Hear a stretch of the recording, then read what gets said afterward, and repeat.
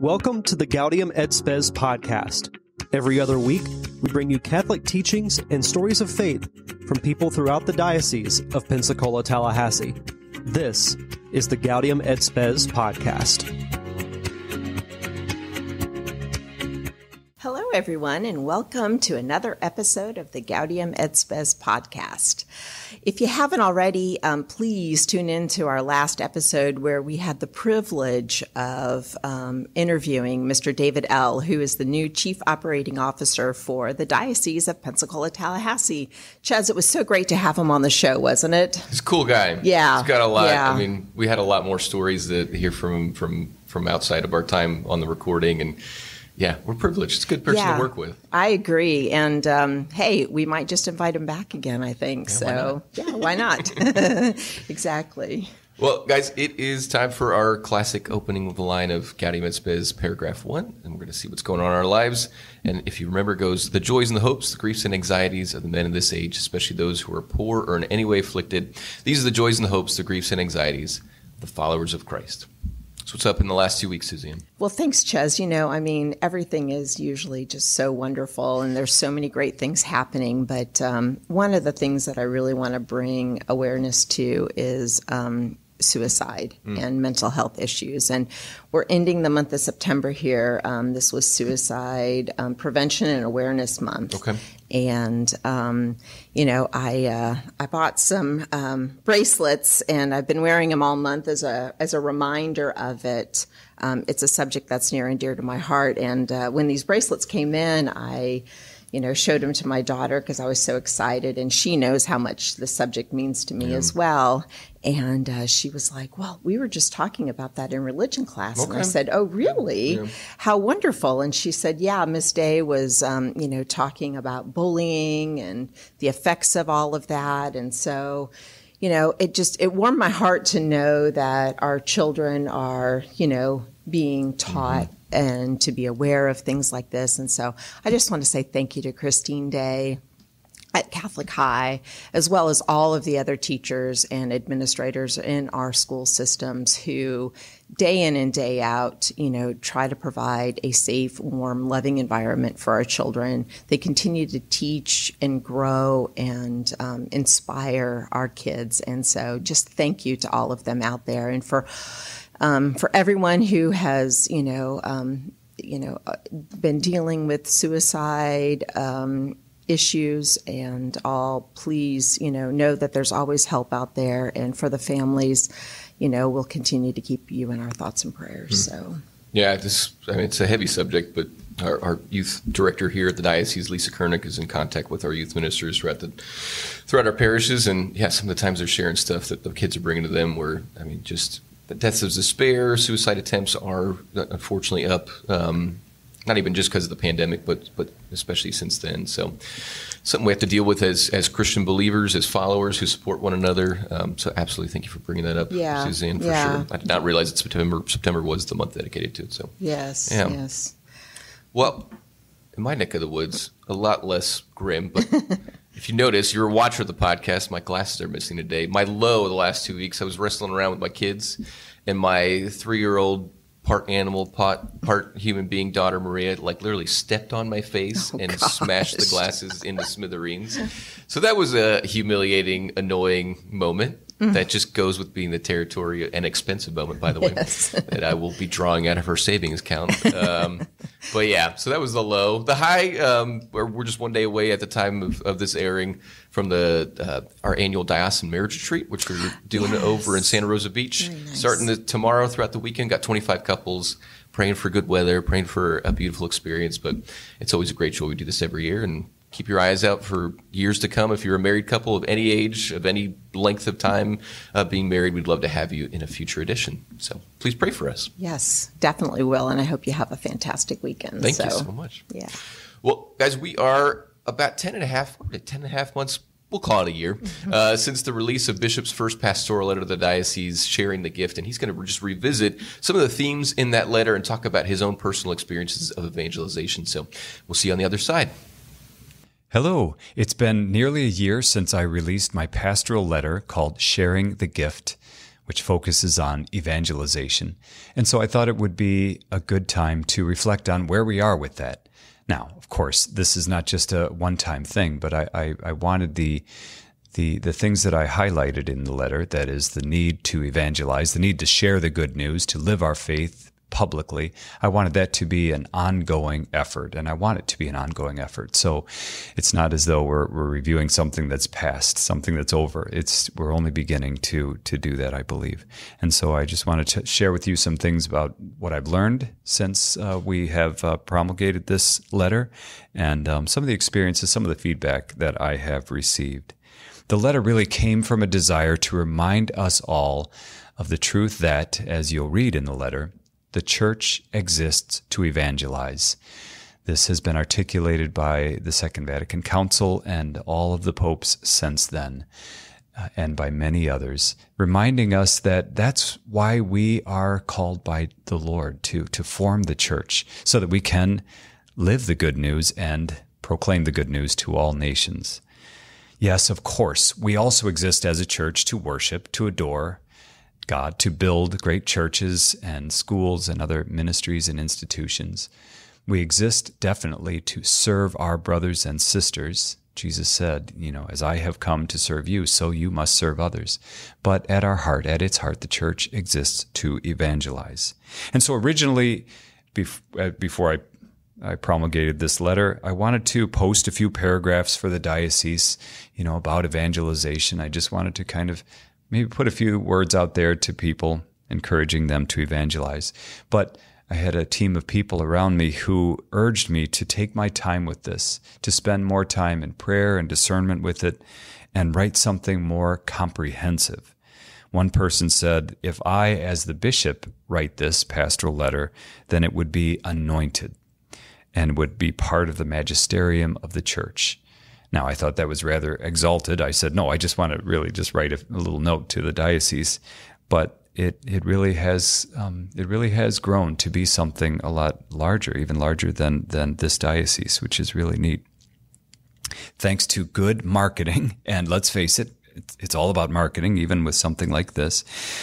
I was invited to give interviews all over, in magazines and podcasts, on EWTN, in newspapers, and I was asked to make presentations in various dioceses around the state of Florida and around the country. I then saw that the letter was actually posted on diocesan websites around the world, notably in England and Ireland, in Greece and Australia. Who knows how many people have read this letter and discussed it and put it into practice. It really is neat to see how it is part of the teaching of the church. And we can be proud of that because it started here in this diocese. So it was important for me in crafting this letter to write something brief. I wanted it to be readable. I didn't want it to be a long and highly theological document, first of all, because I'm not really one to write a highly theological document. But I wanted to make it very, very accessible for all of us. So after writing about the need to evangelize today, giving a little bit of the history, gave some background of the history of our church, and ending with how we got where we are today, I really thought it was important to give concrete examples, specific examples on how we can spread the gospel and our Catholic faith everywhere, but especially here in the Diocese of Pensacola-Tallahassee. So in talking about this document with folks here in the diocese and all over the country, I found that people are hungry for this type of teaching. We all feel hemmed in, if you will, and we're on the defensive these days, due in large part to the arguments and divisiveness that we feel all around us and maybe even within us. As someone said to me, it feels like we're all at each other's throats these days. People told me that they can't talk about religion even with family members and close friends because it would often end in an argument or a shouting match. And forget about any sober and intelligent debate or conversation via social media these days. It seems as though we just don't want to listen to one another, or we don't know how to listen to one another, only ourselves or the people who agree with us. So this pastoral letter, Sharing the Gift, offers us a way out of that. In little ways and in big ways, we can model our Catholic faith for others. We can ask non-threatening questions of people like, can I pray for you? How can I pray for you today? Or, tell me about your experience with God or of religion growing up. I really wanted to make this, as I said, very accessible so that one doesn't have to think, well, I don't know the Bible that well or the catechism, I haven't memorized them, so I'm not really one to evangelize. No, we can all do that. We can all have these conversations and even just ask leading questions like that. Can I pray for you? I notice that you're stressed or you look anxious. Is there something I can do for you prayer-wise? I'm going to Mass. Can I take an intention, one of your intentions with me to Mass or to adoration or while I pray my rosary? This is a way to kind of begin that conversation to evangelize. It's certainly a way to engage others in our faith. A lot of times when we offer to pray for someone, we may say, well, next time I'm in church, I'll pray for you. And I even do that a lot. But, it's, I think, also good sometimes to just stop right there. If someone says, would you please pray for me? I just got some bad news or something like that, or the medical results from a medical test. Again, instead of saying, yes, next time I go to church, I'll pray for you, maybe that's a good opportunity right there just to stop. You can put your hands over the person or not, and just say a spontaneous prayer. It doesn't have to be, something really eloquent or anything like that or perfect, but just speak from your heart and ask them, God, please be with my friend. She's anxious, she's worried, she's sick. Please bring your healing touch to her. Amen. Something like that, That's a great way to live our faith publicly, to evangelize and to, help our brothers and sisters. I think that's also something that we can all do. Again, a lot of us are not comfortable with that because we may not have grown up with that, but the more you do it, I think the more it does become part of your life and you do become comfortable with it. And it's something that we can all do for one another. As Catholics, a big part of what we do is pray for one another. Indeed, at every Mass, we pray for the needs and the salvation of all the world. I remind people of that all the time when they say, some people will say, I don't know, I don't get a lot out of Mass. Or, young people may say, it's kind of boring. And I say, okay, I get it. It's the same thing over and over again. But listen to the prayers of the Church. We actually believe that we are celebrating this perpetual memorial of the sacrifice of Jesus Christ for our salvation and for the salvation of the world. And so what a responsibility, what an awesome privilege it is for us to pray for the salvation of the world at every Mass. And I think that's what we need to remember, that we need to be proud of who we are. And so when we say to someone, I want to pray for you, I'll bring your prayers to the Mass, it means something because we're adding their prayers to the prayers of the whole world. Another suggestion is to come up with a short witness talk. Now, this could be a 1 to 3 minute little sharing, a witness, whereby we tell someone else what it means to be Catholic. Because I've also found this out as I've talked to people about this pastoral letter and the need to evangelize. People have admitted, they say, I don't feel like I'm a good evangelist, or to evangelize to me means to stand on the corner, or, we see people on TV or other places and they're preaching the gospel, holding the Bible and everything. Well, that's not the only way to evangelize. If that's your gift, great, do it. I think that would be really good. But another great way to evangelize is simply sharing your experiences with the faith. And the good thing about this is when you do that, if you make it personal and say, here's what the faith means to me, here's what it means to me growing up Catholic, then the other person can't say, you're wrong, I take exception with what you just said, because it's your experience. They're not going to engage you in a debate. And it may just offer them an invitation to share a little bit about their faith, or ask more questions, or perhaps even express a desire to want to join us in the faith and in our liturgies and our prayers, our devotions. No one wants to be put on the spot. I think that's another thing we fear when we hear the word evangelization or sharing the good news. We think, I don't know. I don't want to, I might freeze up. I won't know what to do. But again, if you think about your witness talk, maybe a 1 to 3 minute little witness talk, a sharing, then you don't have to be put on the spot. You can just, you have an answer. If someone says, well, why are you Catholic? Or what's so good about Catholicism? Then you can give them that talk. I was very pleased to hear that a few of our parishes actually engaged in this and are doing this. They're practicing their witness talks with one another in small and in large groups. I know in one place, the parishioners were invited to turn and give their talk to the person next to them, and that person then would listen and then give their witness talk. It wasn't sprung on them. They could think about it for a week. And it was really neat. I think as the more, just like everything else, the more you do it, the more you think, wow, that's really easy, and that's something that I can do. And so I would invite you to think about that. What would you say if, maybe we call it an elevator talk or something, but you have a minute or 2 minutes to tell people what you love about the church. What would you say? It's even good to rehearse that. So I'll just give you my quick little witness talk.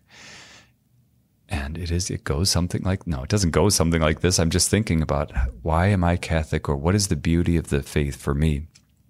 And I tell people, I was born into a large family that was already praying together. Of course, going to church, going to Mass on Sundays and on holy days, praying before meals. But also, I think this was really formative in my family. Excuse me, I've shared this before. That is that my parents would have images of the cross, crucifix, statues of the saints around the house, an altar, a May altar with a little statue of Mary and a rosary on that. And that was important to me, just to be surrounded by these images. And then to pray the rosary every night was very, very formative for me. And I'll tell you why it was formative. The more I think about it, it's this. The faith became something real, something very personal to me as I prayed with my family, prayed the rosary or went to church. I reflected on how God was with me, and I imagined myself at the foot of the cross, or in the upper room, at the Last Supper, or at the empty tomb. That's what meditating on the mysteries of the rosary can do for you. It makes it very personal.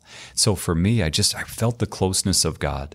I've shared before that I can even trace back to when I was a young boy praying the rosary. I felt something inside of me, an invitation. I didn't know then, but I know now that it was an invitation to keep going and perhaps one day be a priest. And then when I went into the seminary after high school, and again, I learned more about the faith, but it was through praying every day, the Liturgy of the Hours and the Eucharist with my new brothers in the seminary, that really drew me closer and closer to the heart of God and made that desire to be a priest stronger.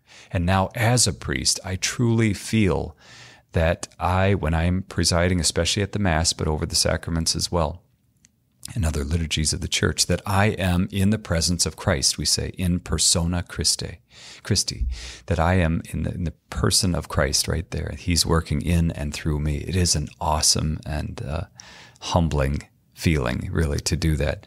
But it's very personal for me. The faith is not just about a series of rules or, responsibilities and all of that, but it's something very personal. I know that God is with me. I have made many mistakes in my life, both before and after my ordinations, and yet that's only helped me to know God even more, experiencing God's mercy and forgiveness in my life. So that's what the faith means to me. And I want something like that for you. I want you to be able to experience the joy and the intimacy of our faith by knowing the Lord and walking with the Lord, especially in the Catholic Church. Boom. I don't know if that was 3 minutes, but that's something like that is something that would be easy, and it's, you don't have to rehearse it a lot because it comes right from your heart. But I think it would be good to kind of practice it a couple of times so that you can share that with someone. And here's something I've even told people, you might even, here's a great introduction. If you're talking to someone and this somehow comes up or something, you could just say, look, I know it's weird, but my bishop has asked me to do this. So do you mind just listening to my witness talk to see how I do, or something like that? You're not tricking them into listening, but it's just it breaks the ice. Then you share your witness talk with them, and then that they may say, well, let me tell you why my faith is important to me.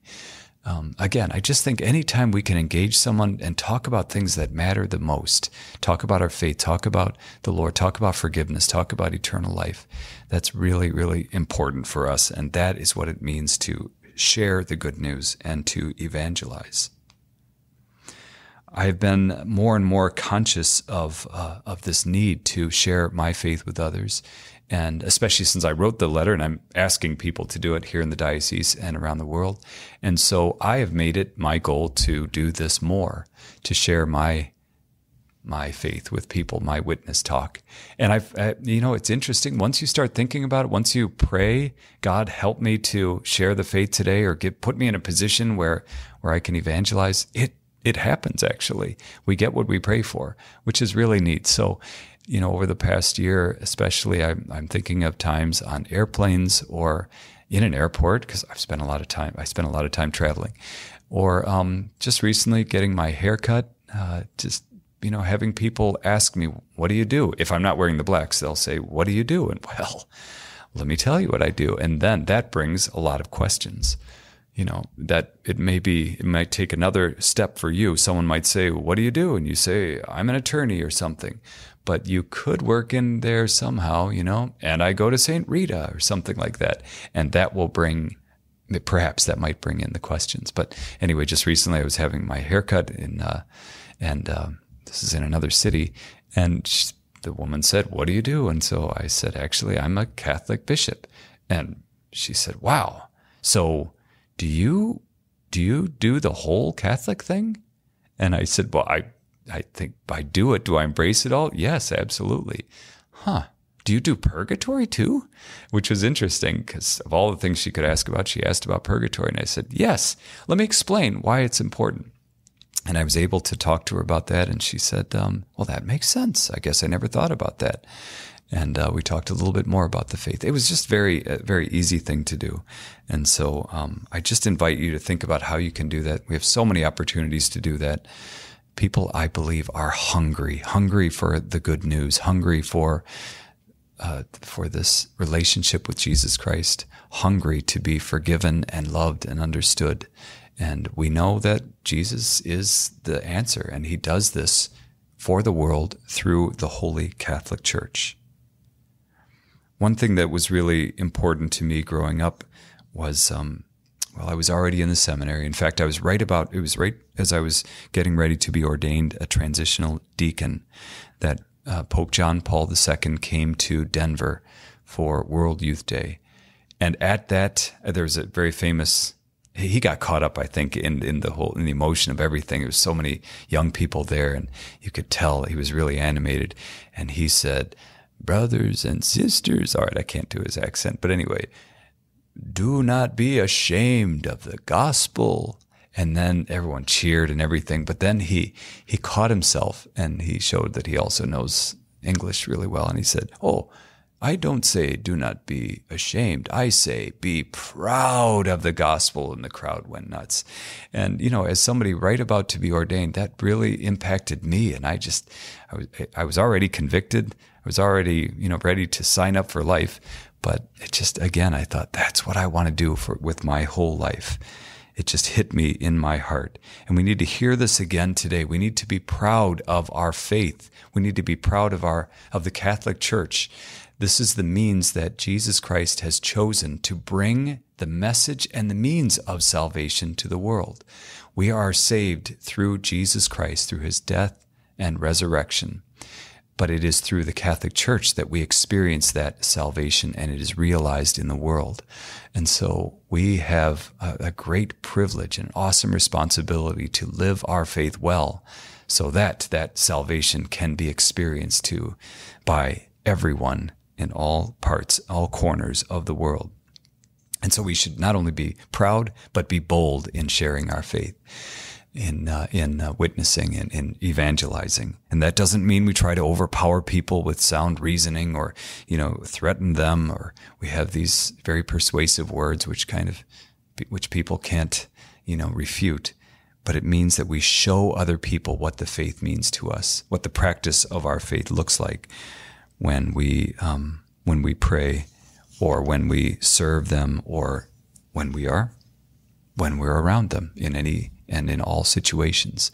So that includes, another opportunity to, and I've said this before, another opportunity to evangelize, very small way, is to pray in public. All right, I'm not saying you should stand in the corner and, blow a trumpet. Jesus says don't do that. But praying, certainly with your family before meals, or wearing a cross or crucifix, or maybe something like the religious bracelets that people wear, the St. Benedict medals, things like that. Have that to be visible to others, or certainly when we're serving our brothers and sisters in need, those who are homeless or imprisoned or whatever. I think there are many ways that we can show that we are proud of who we are, and we want to share this good news with other people. We have a lot of work to do, that's for sure. There is a growing number of former Catholics, ex-Christians, as they would call themselves, and those who say they belong to no religion. In fact, I just heard a podcast where the presenter said this is unprecedented right now in history, the number of people who are abandoning the faith or any faith right now. So, boy, talk about hunger, talk about a need in the world. We definitely have a lot of work to do to share the good news. And we could just wring our hands and say, oh, what a time to live, what a time in which to live, when we're experiencing all of this turmoil and people are leaving. Or we can say, as this presenter just said, I just heard this before I started here today, the presenter said we could thank God that we were born in a time like this to do this great thing, to do exactly what Jesus asked us to do 2,000 years ago, to share the good news, to go and teach all nations, he said, baptizing them in the name of the Father and of the Son and of the Holy Spirit. The Catholic Church is the means by which God brings the salvation to the world, the salvation that is won by Jesus Christ in his death and resurrection. We should be proud of our church, of our faith, of that task, that calling by Jesus to go and tell the world, be not afraid. So once again, I invite you to read the pastoral letter, Sharing the Gift, if you haven't already, or even if you have, it's nice to reorient yourself with it. Read it again. It's very simple. It is. It can be found on our diocesan website, ptdiocese.org. Again, it's the pastoral letter called Sharing the Gift. I invite you to read it and pray with it, and then, most importantly, put it into practice in little ways and big ways. Do not be afraid to share your faith. In fact, be excited about doing that, because the world is hungry.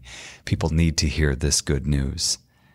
May God bless you and me and all of us as we strive to put into practice Jesus' command. Go, teach all nations. Welcome back. Wow.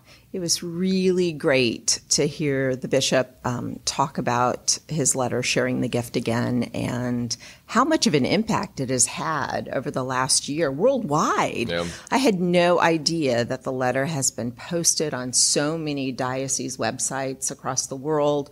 All the travel and other speaking engagements that he's done, I think it's just phenomenal. The church, like he said, exists to evangelize. And so that is a big part of our role and what we're supposed to be doing. So I really enjoyed his witness talk. Yeah, that was cool. It was.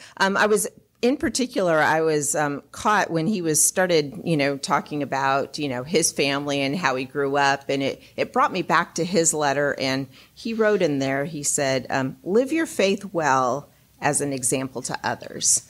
And I thought that that's exactly what his parents did.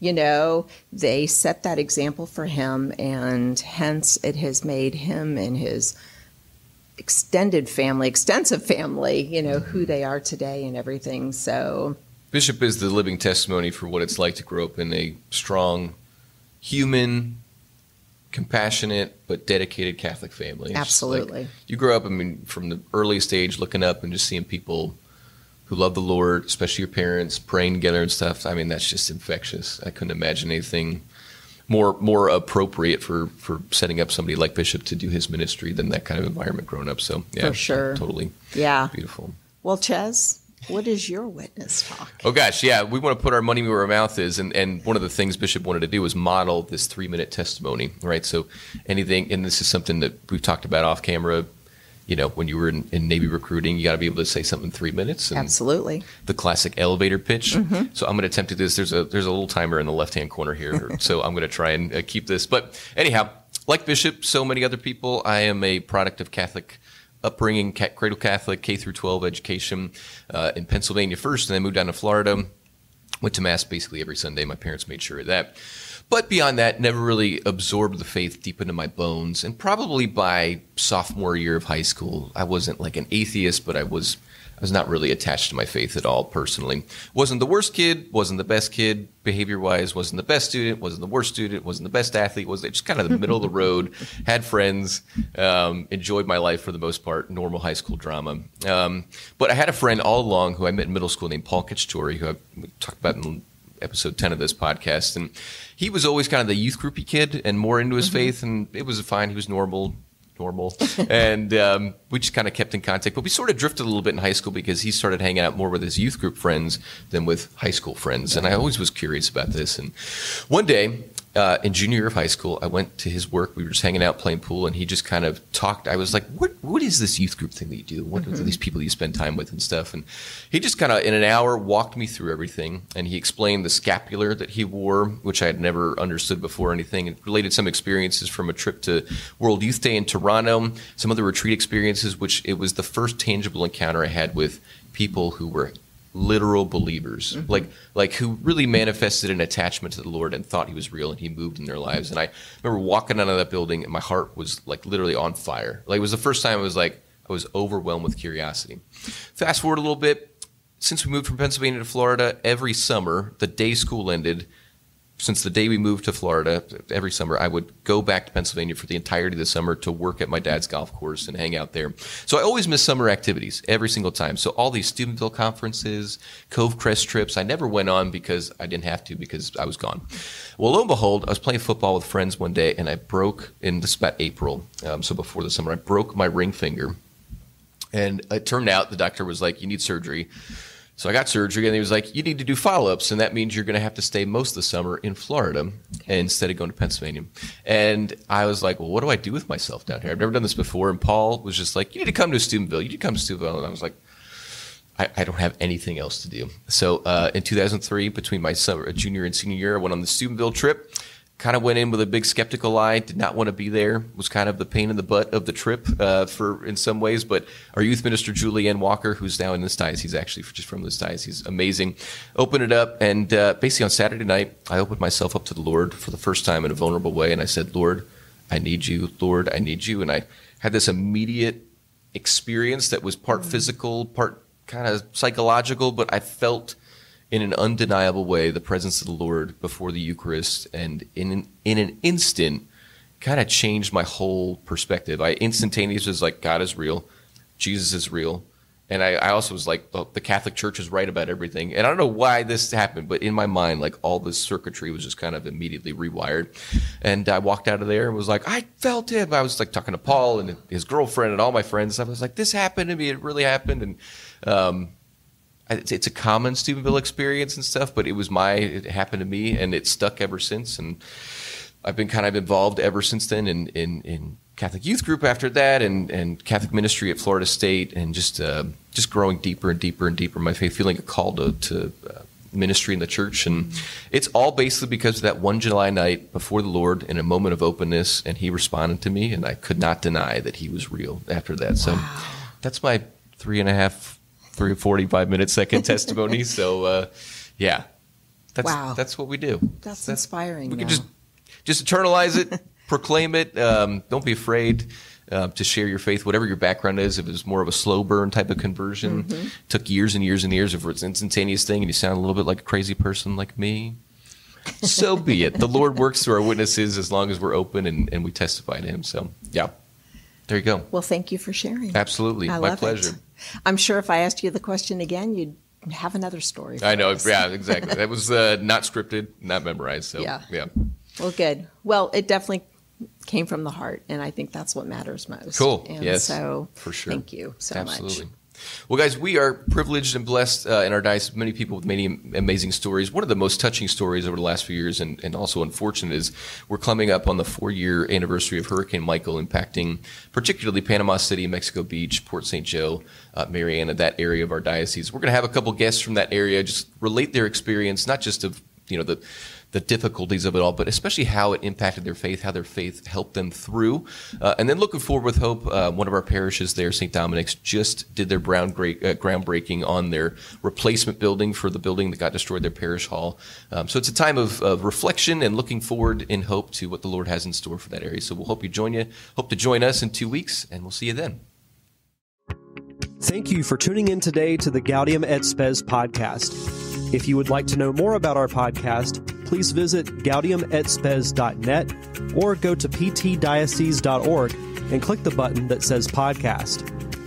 If you listen to the audio version from an app such as iTunes, Stitcher, or Spotify, be sure and rate, review, and comment. If you watched us on YouTube, make sure you like and subscribe or leave us a comment there as well. Thank you for joining us.